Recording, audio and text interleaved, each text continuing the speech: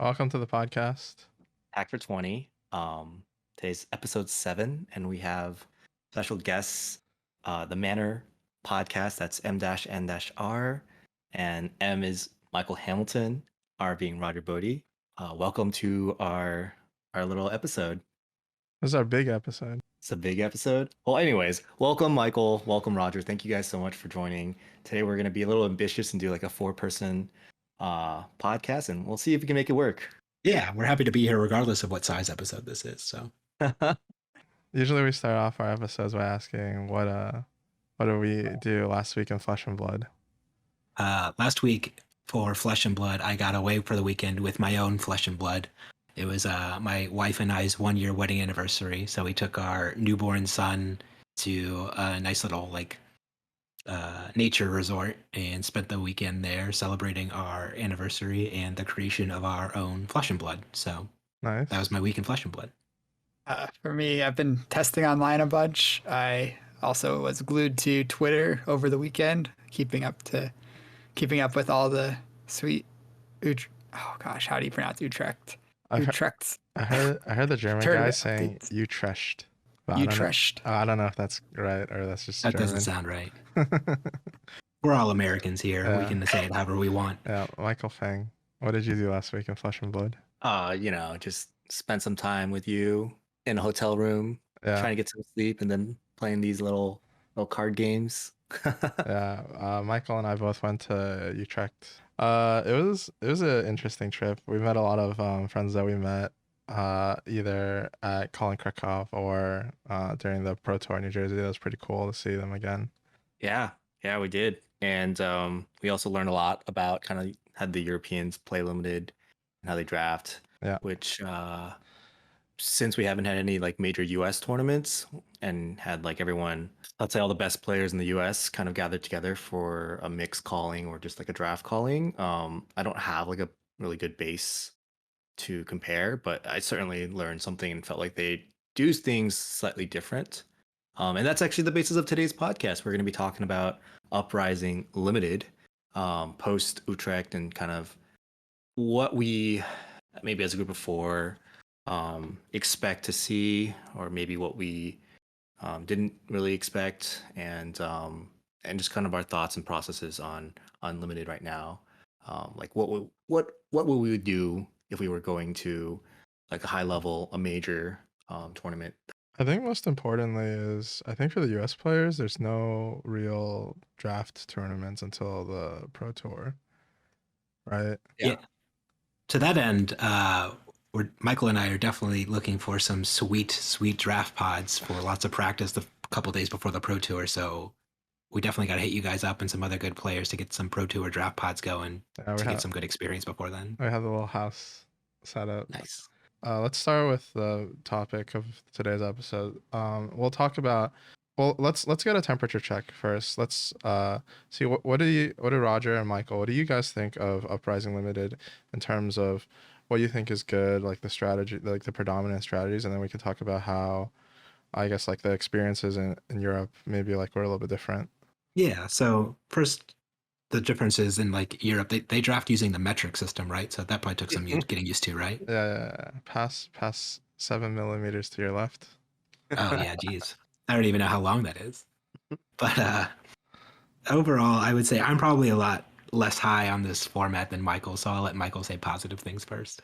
So I think this is a pretty good format. I think that there is a little bit of a triangle where Phi kind of beats up Dromai beats Icelander, and Icelander beats Phi, but I think that's kind of overblown, and especially I guess all the matches I think have a lot of play to them, and the games are all very good to play, and I think Phi is probably the best, but I don't think it's by a significant amount. Bring on the negativity. Yeah, so I think the triangle's pretty hard as long as the draft decks are like of equal power level and one hero isn't overdrafted.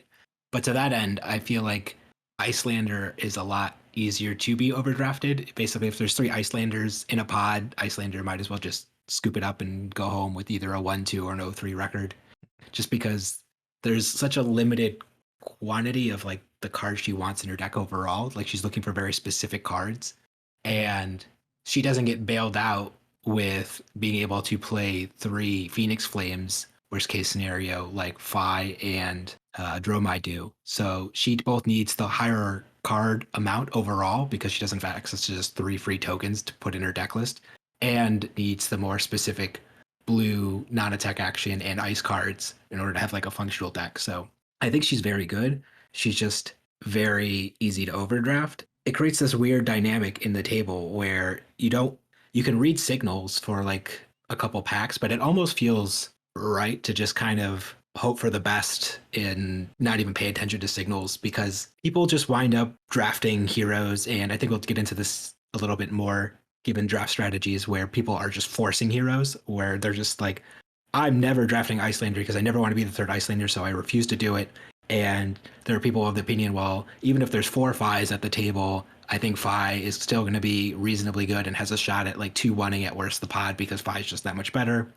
Yep. And I think the least amount of people are on forcing Dromai, which is really interesting to me because I feel like the nut Dromai decks are usually probably the best decks in the format. So I don't know. That wasn't that negative. Yeah, but I made it more positive overall just because every single draft so far I've been the third Icelander, so I do not have a road to national. I don't have a nationals qualification because I just kept being the third Icelander, where people just kept moving in pack 2, and I'm just like, oh, okay, well, guess I'm done here. Yeah. One thing that I will say is, and I think Michael had this experience particularly, is when you're doing drafts, especially at at the local level. I'm not saying that necessarily the drafts at Utrecht were much higher level. I do think by the Pro Tour they will be, but there's I think just like basic like flesh and blood draft fundamentals, where like one of the limitations for this game, unlike in Magic, like you can't really switch heroes like much later than like the end of pack 1 and reasonably have like a good deck, right? If you're playing other trading card games where you draft, you can actually like switch in pack 2 or whatever, because like the total number of cards you need is less, and then some cards are like more flexible and can be played in like multiple decks. And Flesh and Blood in particular, it feels like you're just like drafting on rails after a certain number of picks. Agreed. Yeah. So the drafting itself is just not that interesting overall in this game because in Magic or in other card games, like you're alluding to, you're not strictly beholden to a certain class of cards, where in Flesh and Blood you are. So I guess the biggest example of this is, let's say in pack 1, you're mostly white, but you're looking to go black as your second color, but then you open up this amazing red bomb. Well, you can just switch into white red at that point, where there's no real opportunity for, if you're drafting Phi all of pack 1 and you've just spent 14 picks on Phi cards, and then you open up like Insidious Chill pack 2 and you're like, oh, well, I'll just splash this Insidious Chill in my Phi. It just doesn't make sense. Mhm. So it's just weird in this game where, since the lanes of the heroes dictate the cards that just have to fundamentally be in your deck and fundamentally can't be in your deck, there are less interesting decisions overall. Yeah, Michael, how did you feel? Like, was Utrecht or the drafts in Utrecht different or similar to your experiences from drafting at RTNs or armories? I think the overall understanding, and this is kind of talking of some of the guys that we ended up having lunch and dinner with, Utrecht, is there was a lot more like 5 forcers, and I'm not sure once again if we had a US calling where draft was a component, if it would have been different here. Maybe that's just like a calling strategy. You want to spike it, you're just gonna force Phi. For example, the first draft pod I did, I ended up having 5 Phis in my pod. I was the start of the train, like I'm Phi, and then the next 4 people I'm passing to were all somehow ended up becoming Phi, and the only 2, or there was 2 Dromai and 1 Icelander, and they were the ones that were passing to me. So like I just felt like, and the next pod I had was I was like 4 Phis. Players, drafters were joking about that too. Like, isn't this just like a Force 5 format? I saw 2 players present decks to each other, and they're like, "What are you playing, Phi?" Oh, my man. Like it just felt like that was like the thing that people were doing, and it was just everywhere. I'm pretty sure there were players who didn't know how to play Icelander, like straight up just had not played, And even on day 2, like we had like an Icelander in my pod. I kind of watched some of the games and I was like, what are you doing? Yeah, Like I think I saw a play that was like they pitched a yellow to play Blue Aether Hail from the Arsenal, and then pitched another yellow to Waning Moon when they had 2 blues in their hand. So they could have just pitched a blue instead and still had a chance to Arsenal blue and blocked with the other 2 yellows. But like instead they just like had a resource floating, wasted an extra card, and I was just like, there's no like that was the only Icelander in my pod, and they like lost the Phi. So this our semis bracket was just 5 and a Dromai. yeah.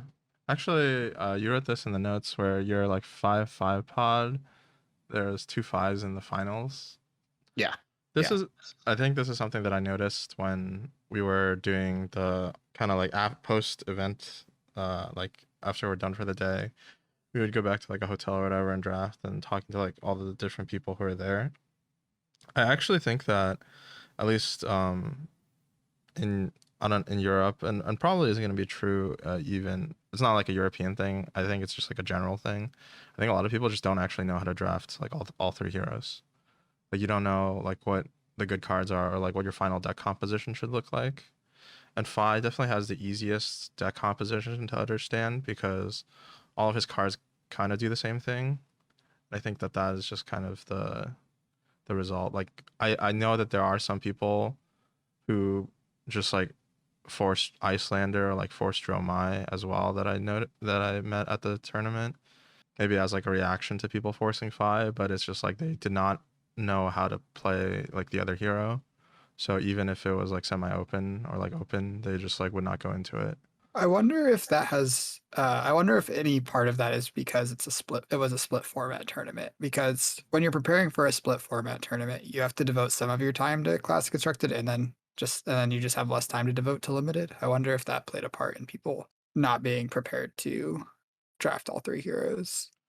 I think that has to have an element, right? Like the answer is yes, but to what degree? I think people just in general are not good at limited.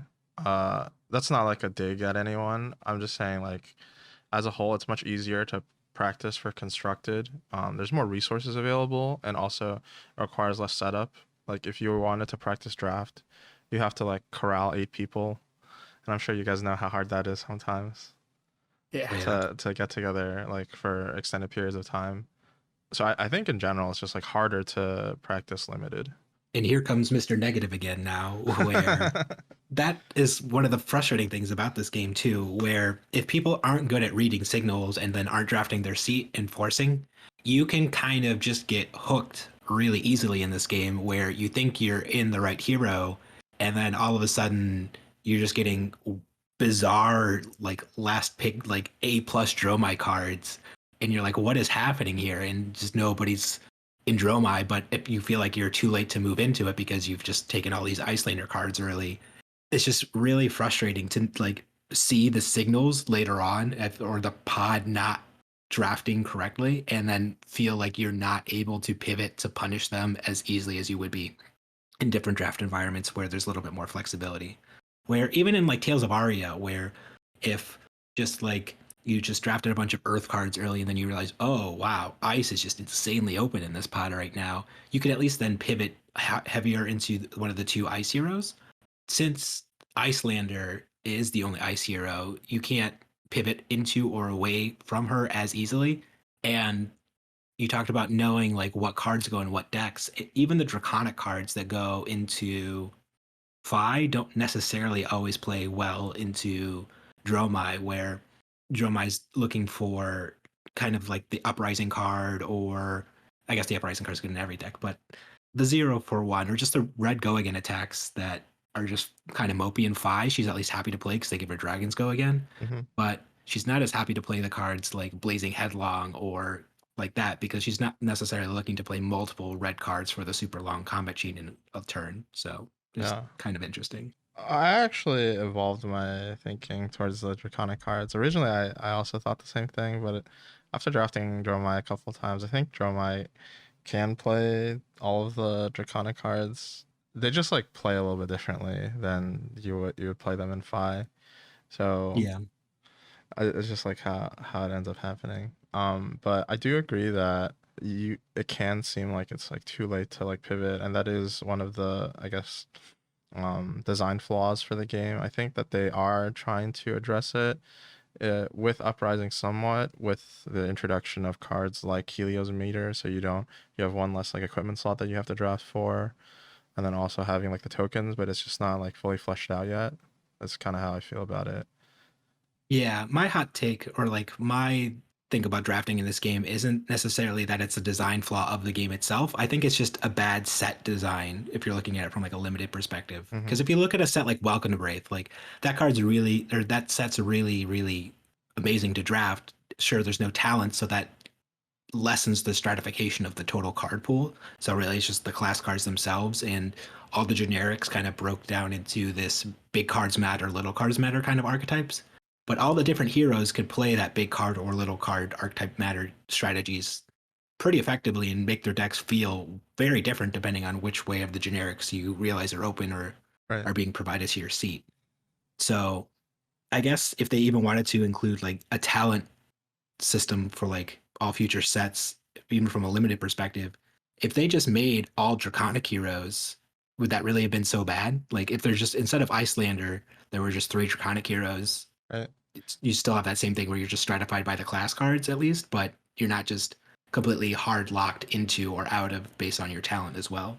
Maybe that's why Tales of Aria felt like a little bit more flexible. Like you could pick, I think like Entwine Earth, for example, is like a card that you could reasonably play in all 3 decks without feeling too bad about it. Yeah, it's just a 1 for 5 at its floor. So, Yeah. oh, that's the ice one. Yeah, right? yeah. The Earth is the 2 for 6. I think 2 for 6, yeah. either one Yeah, of yeah. those. Let's go into now like what you wanted to talk about forcing Fi. Do you think? Yeah, that's the theme of the episode that I kind of envisioned, and that is, and I've been seeing this kind of like on the Twitter sphere for Fab, and I've been hearing it talked about. And if you're listening to our podcast, you've probably heard people joke about it, or literally you do it, you force Fi in Uprising Draft, or you know that I you know there's that one somebody who guy. forces Fi. Everyone says I do, but I promise I don't. I was the Fi. Anyways, sure. You can say I force Fi. I end up If in there Fi are like 2 Fis, Michael is one of them. If there's 3 Fis, Michael's one of them. If there's 5 Fis, Michael is still one of them. I really wish I didn't draft Fi once at Utrecht so I could prove you wrong, but I legit only drafted Fi even in the side events, which is very embarrassing. It's just a joke. Okay, Yeah. so what I wanted to talk about, and I wanted to tell you guys a story, a little anecdote, to kind of lead into this. So the question is forcing Fi a viable strategy? And the reason why I bring it up is, so over this weekend, one of our friend of a friend, so relatively, we didn't know him at Krakow because this guy wasn't even playing Flesh and Blood at that time. He started playing last month. We did some test drafts at night over beers, and he's just telling us, I'm just gonna force Fi. And then during the draft, well, he would force Fi. He did not do so hot in the calling, but at the battle hardened, he ends up making top 8, which means he wins his first spot, then loses the finals in his second pot. He went 5-0 and then lost that last round. He ended up not winning. I think he lost in the quarters. But I wanted to just mention that as a testament to the kind of the power of forcing Fi. Like this player like literally just started playing like in like 2 weeks ago. I'm 99% sure he didn't know how to play Icelander, because he did try. I don't know. We almost bullied him into not drafting Fi. He drafted Dromai at one of our like things, and then he was like one of, I think, like 1 or 2 Dromais, and then ended up like losing some games. I think he could have drafted a better deck than he ended up drafting. Yeah, that's the question, and I don't know if that's something that Roger or Michael Hamilton, if you guys want to kind of address it or give us some thoughts on it, but that is something that I think, it's not just something that we want to talk about, but I think it's something that listeners kind of want to know what our feelings are about it. Michael, do you want to talk about how limited is supposed to be like self-correcting? Yeah. So in draft, basically, if everyone at the table forces Fi, well, you're gonna have an average deck because everyone's doing it. But if like 6 or 5 of the players force Fi, then the other 3 decks are going to be so much better than the Fi decks that the average result of the Fi deck is just going to be much worse usually. So like as more people draft Fi, the Fi decks are going to go down in quality and the other decks are going to go up in quality, which makes the strategy just worse overall. But if you're forcing Fi and there's only 1 or 2 other Fi drafters, your deck's probably going to be pretty solid. One other thought is that if you don't have a lot of time to devote to learning the limited format, Fi is definitely the simplest of the 3 heroes to play well.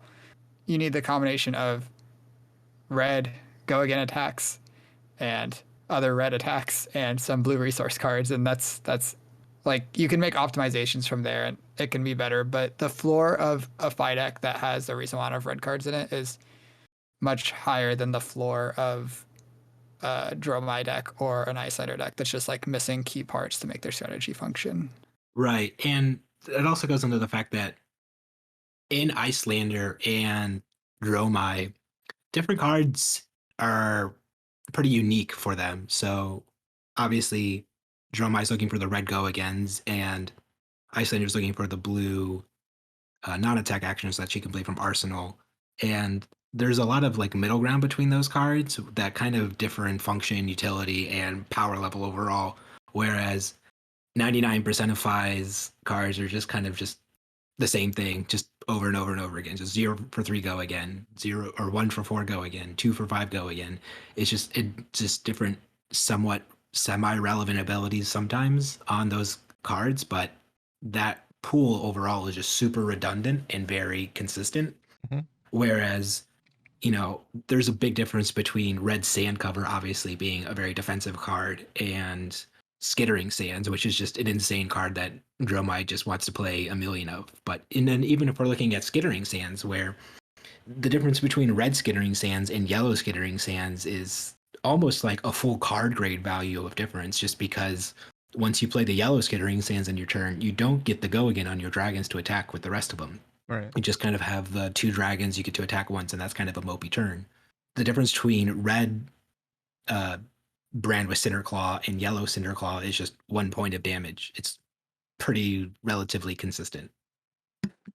I think How much is go again worth again? It's like worth like 2. No, it's worth around 1. Yeah. So That's like so cool that you said that. I never thought about it that way. I mean, this is something that we brought up in our earlier episodes, where we said that Icelander and Dromai are just like inherently more difficult to draft, or like the each table can support fewer of them because the fall off from like the good cards to the bad cards is pretty big. I was going to say, and then following back on like my game theory perspective, if I'm remembering all the way back to my days in college when I was majoring in economics. So I guess if we're looking at it like from like a prisoner's dilemma strategy, where if everybody at the table knows that like Fi is the deepest and most consistent, maybe it is just right to just force Fi at that point because it can support the most drafters. And when you get the overdrafted Fi deck, your deck is still functional and relatively okay. Mhm. But if you have an overdrafted Dromai or Icelander deck, you are just going to lose the pot to to the more powerful Fi decks or just to your own deck because it's just not going to function in the right way. So if you look at it from like a game theory perspective, I guess switching my train of thought, it might just be the correct decision to force Fi, but I'd like to hear your thoughts about that angle, Michael Hamilton.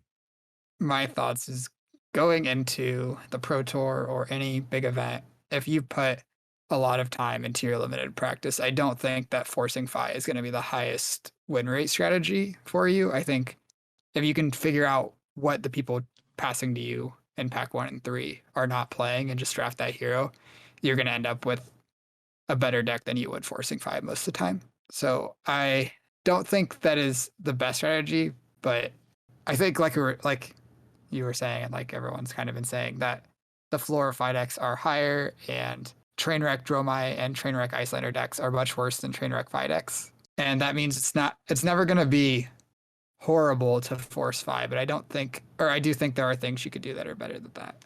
Right. I guess what I was trying to think of it from the perspective though is like, so let's just assume like these grades are just correct for the sake of this argument. So if you draft Icelander, you're the only one in the pod, you get an A+ deck. If you draft Icelander, there's two Icelanders in the pod, you have a B deck. You draft Icelanders, 3 Icelanders in the pod, you just have an F. You just have a really, really, really bad deck. And then we'll say the same is true for Dromai. But Phi, obviously, there's never just going to be one Phi in the pod. But if there was somehow in this magical pod, you just have the far and away best deck, A plus. If there's 2 Phis, you could still have an A deck. If there's 3 Phis, you're probably looking at like a B or a C. And then you could still potentially have like a C or a B deck on 4 Phis. Maybe, I don't know, but like if you're maybe like a D or a C at that point, so like you're still at about like an average power level deck, so like it's really hard to have like an F tier Phi deck, I guess. I actually registered somebody's pool for the second draft of Utrecht, and I think he was like the only Phi drafter on his table in pack 1. His final pool is like 33 Ninja Draconic cards, like 6 Draconic cards, 1 Ninja card, 1 generic, and like 3 equipments or something like that. I forgot, whatever. It adds up to 40. He did not have like a card that he couldn't play in his deck. And then he lost. No, he won that pod. Well, I thought what you were gonna say, Yanji, is I do agree with most of those grades. Roger, the only thing I would say is like if you're the only Phi, I think your deck is still just a B plus. Yeah, But Really? because you're the only Phi, that means there are 7 Icelanders and Dromais, and yeah. they all have like yeah, Ds. they all have Ds.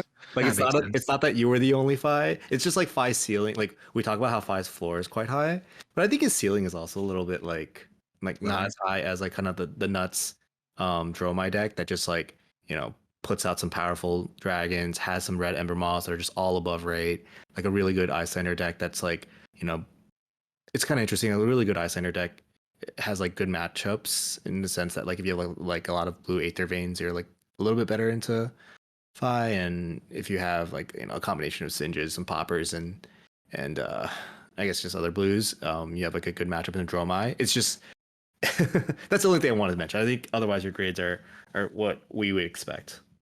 Oh, let me- Right. And then I guess going back to like all the way back to the beginning of this conversation with like triangle meta, where if you look at it from like the perspectives of like what decks you're weak into, I think Icelander has the strongest hard counter in the format against Dromai. Like I think even an A Icelander deck against an A Dromai deck or like a B Dromai deck, like I think Dromai just easily wins that game as long as the Dromai can make like and stick like at least like 2 like Aether Ash Wings and just protect them on the board and just keep that number and ratio on the board for like the game. Like it's pretty easy for Dromai just to fatigue Icelander, where Icelander just can't produce enough damage to get through that. But as far as like Dromai's bad matchup into Phi or Phi's bad matchup into Icelander, it's much more reasonable for them to have more proactive game plan strategies in order to beat their counters than it is for Icelander to beat her hard counter. I think it depends because it depends how many blues that the Dromai has. I've actually beaten quite a few Dromais with Icelander without Singes or Poppers. But you just have to play this style that's like super race heavy, and then also How do you mean by that? so like if you have a lot of like red Aether Hails, red Ice Bolts, just like cards that just do like a ton of damage, it's kind of like, how like if you play like Kano and Blitz, you can like beat an old him that has like 3 AB just by like doing like little chip damages every turn. It just ends up playing kind of like that.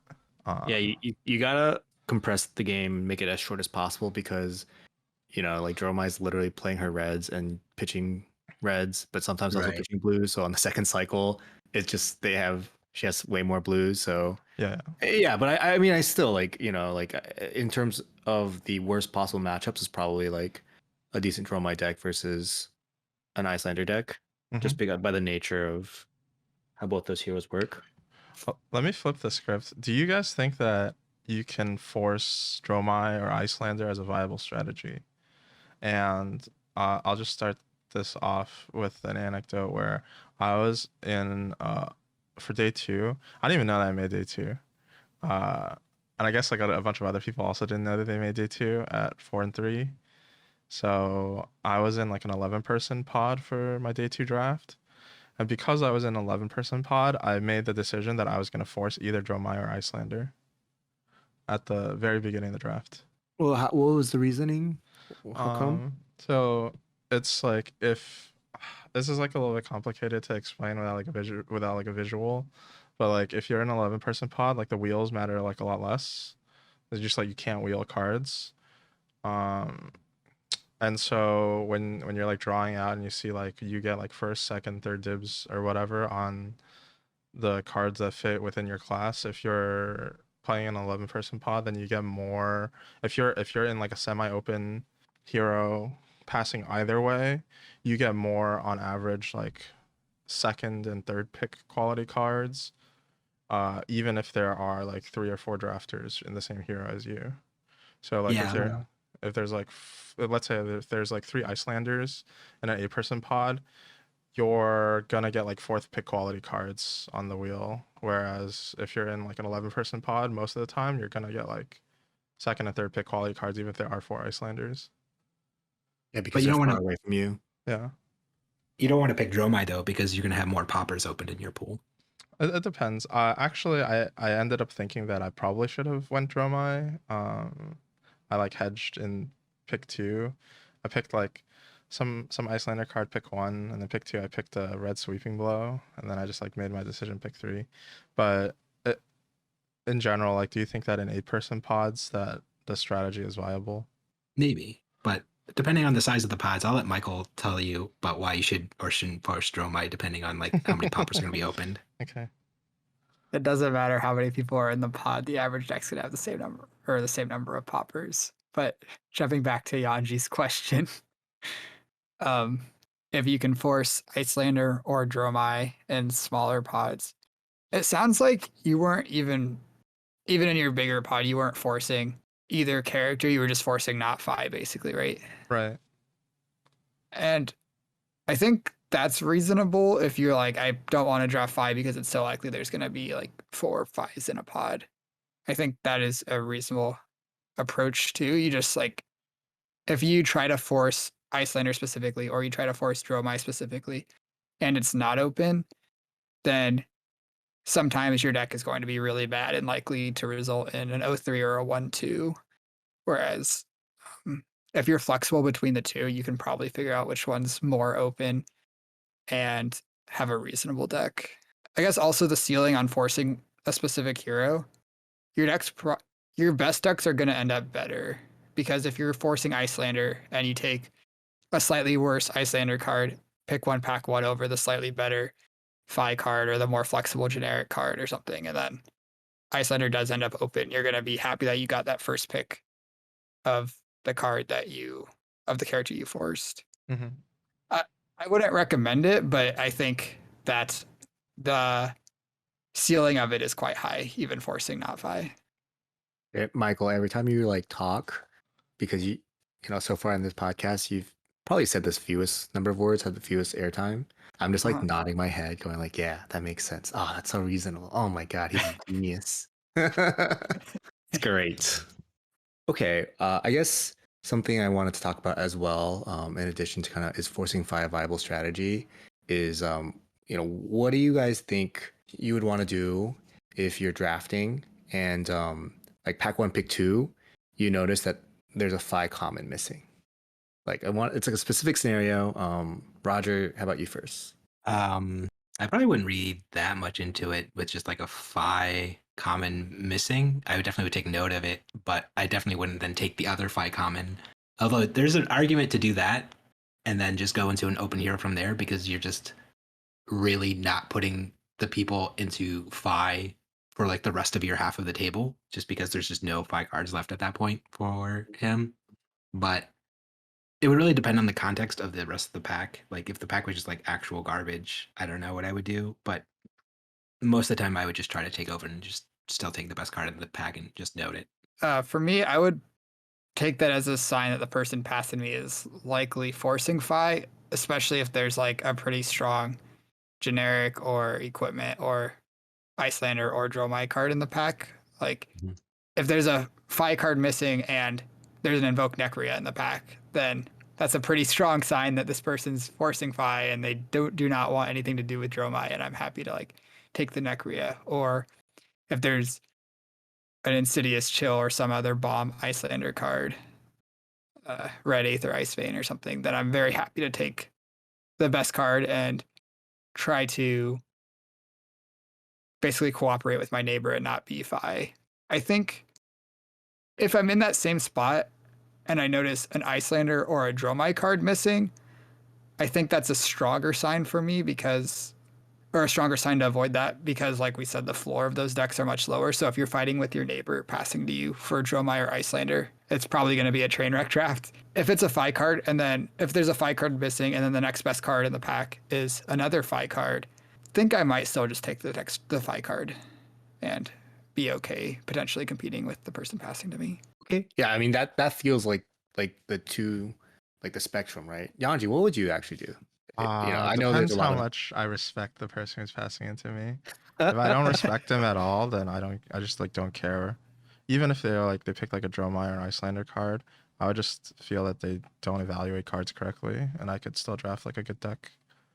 Actually, like the worst thing that I've noticed, particularly, is when you pivot into like a semi-open hero. So let's say like when someone else takes a Fi card, and then you take like a generic card for like maybe like 2 or 3 picks, and then you noted that, let's say like Icelander is really open, and then you go into Icelander because it's like passing really open. I have noticed that for some of the heroes like Dromai or Icelander, where the pack like looks really open, but they're in reality there's only like maybe like 1 or 2 like good cards for them.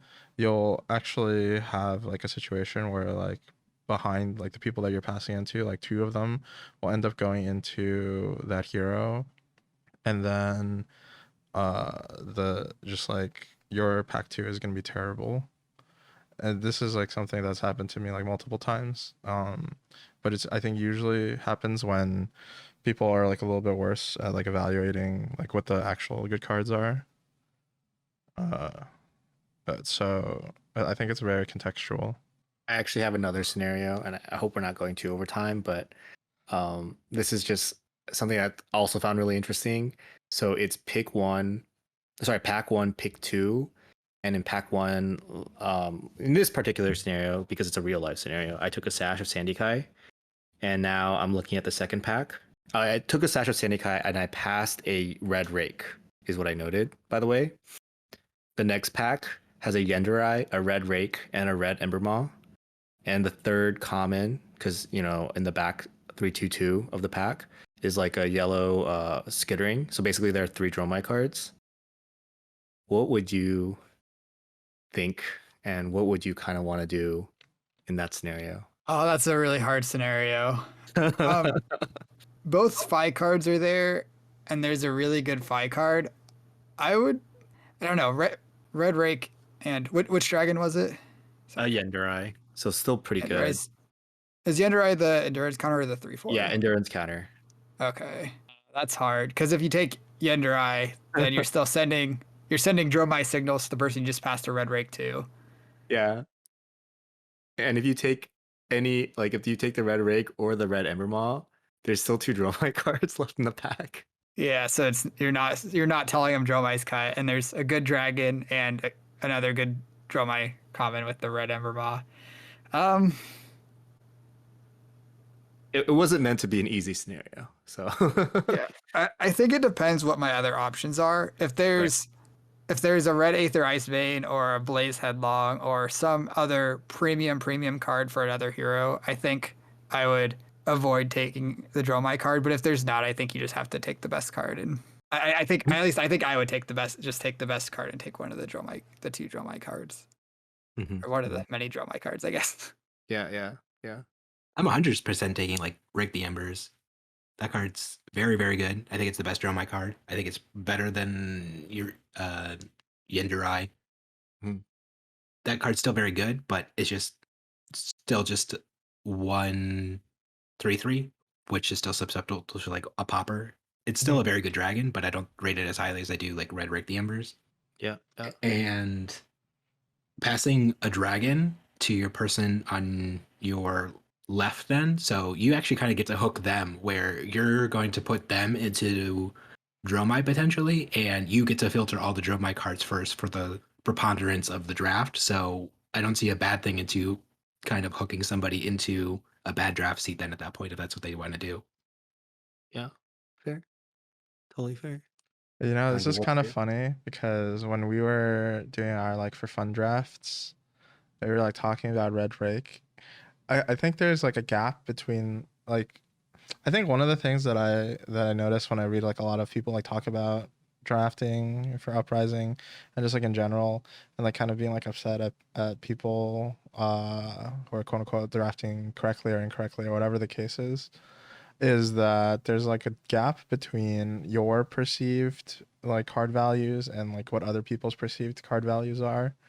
And I think when you're drafting, like the best thing is to kind of get like a grasp of like what everybody else's like perceived values are at the table. And there's like a really long way to say that.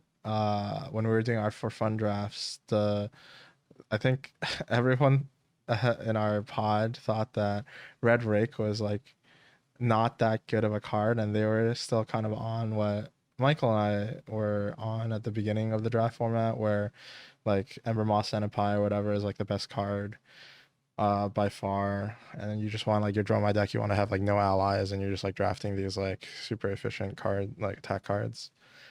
And so it's kind of interesting, like this scenario, like you pass like a red rake to behind you, depending on how good or bad like the people at your table are, they might not even think that that's a signal. They're like, oh, whatever, this is just like makes like 1/1s. Who cares? They just died a Phoenix Flame. You know what I mean? Card evaluations are always tricky in any draft pod, but they're Yeah. especially tricky in this format if everybody just thinks Phi is just the end all be all to the Yeah, format. exactly. And so I just thought that that's like an interesting thing to note where we might have our like pretty strong opinions on like what cards are good and bad, but I think the actual like process of drafting at a table with people that you don't draft like regularly with, you kind of have to like go through this process of like figuring out like what they like, what they don't like, and seeing like what you can get later on. That being said, I would probably take Yenderai or Red Rake in this scenario. I might take Yenderai just like on the basis that one of the rakes like might wheel. I don't know, it's tough. But I would definitely not feel You think there's a pod where Rake would wheel, but Urendrai doesn't? yeah, I think in general most people's at least like who are less experienced in the format, the concept is that it's very easy to understand that a rare dragon like double face card is a quote unquote good card, and it's much less difficult or it's much more difficult to come to the conclusion that like a common like Red Rake the Embers is like Dromai's best card. And I don't disagree with you. I think that Red Rake is probably one of her best cards. I would rate it like lowest, like third out of all the commons, probably second. But I think that passing a red rake and a red ember moss and a pie to me, like in that pack especially, like people are gonna look at the pack and they're probably gonna take like the ember moss and a pie if there's like one other Dromai drafter. Yeah, anyways, I mean, that was just a scenario that wanted to get our juices flowing just to have some practical in-game like advice. I want to let you guys know that that's kind of what my pod ended up being day 2, and I ended up taking a Phi card because I was If there there are was a 10 red soaring strike. pies, Michael is one of them. Yeah, don't force Phi though. The two people I was passing to ended up both being in Dromai, of course. The next pack had another red rake. Okay. And at that point, I knew it was too late to draft Dromai once I passed Mm-hmm. that pack because also like one of the things is like in terms of distribution and out what's the word, Yanji? Collation. Collation. Like typically there's like 2 to 3 of every common, every color. Or 2 actually. It's like usually just 2. So like if you see a third, it's like unless there's a foil, it's almost guaranteed you're not seeing a fourth of that specific color, of that specific pitch. And I just feel like if you're gonna play Dromai, you like need a red rake And so I had to decide again, like, do I want to draft Dromai? And then once I passed that pack with a third rake in a row, I was like, it's over. Yeah, but it's also like you're sealing your own fate, right? Like you pass like a pack to your left with no Fi commons. So the two people who are like reading into like the packs that you're passing, they're like, oh, I can't go Fi. So unless they And pick there's like an this really good Icelander card, if they Dromai. pick any like Draconic cards at the beginning, then they're like, oh, I'm just gonna go draw my. Yeah. And another funny thing, and I didn't really. It's because Yanji, you and I don't really talk about the Majestics too much, but Hamilton is Insidious Chill really like a bomb? Like, is it really that good? I thought it was, but He's gonna get in trouble again. You can't ask him these questions. no, um, it is worse than I thought it was because I got to play with it at a Road to Nationals, and you need the high quantity of Ice Fusion cards, and even then, if you don't draw it too early, it's not amazing. But I think it is quite good, and I'd still be pretty happy to pick it early. Okay. Because my pack one had that as well. I ended up taking Sash over it, which I think you might also agree. But like, I just thought it was funny because you said it was like a potentially strong card, and I was like, oh my god, that wasn't even on my like totem pole when I looked at the pack that I opened. Yeah, that's crazy. I would Winbow Slam the Insidious Chill. Really? I think Insidious Yeah. Chill is pretty good, but uh especially like if you draft at the beginning of your draft, you can kind of like alter like your pick order to like Yeah, affect it. Like you'd probably pick Ice Bind much higher. Yeah. Right. It's like a card like the earlier you get to draft it, the more you get to build your deck around it. And its floor is just an ice blue, which is like Right. already what Icelander wants to be doing anyways. So I think if like all 100% of the best like Icelander decks you could draft in this format will have Insidious Chill in it, you know? Oh, okay. That's great. I mean, I think that whenever I draft Icelander, like cards that don't immediately do something, I just feel like I'm just gonna die. Like, I don't know. Like, It depends. Insidious Chill kind of pays off, I think, as soon as you play like the first Right. as soon as you play the first Ice Bind. Because then it's like Aether Ice Vein's really strong, so Insidious Chill plus an Ice Bind is the same like cost, basically. Ba- It just costs like Basi- one extra card. Like you give up a lot of tempo and early game damage to just try and like make it so your opponent doesn't get to play the next 3 turns of the game. ideally, Like yeah. yeah, like so like that's like how you want to be drafting your deck at that point. When like you want like the blue, obviously blue Aether Ice Vein, not card best card in Icelander.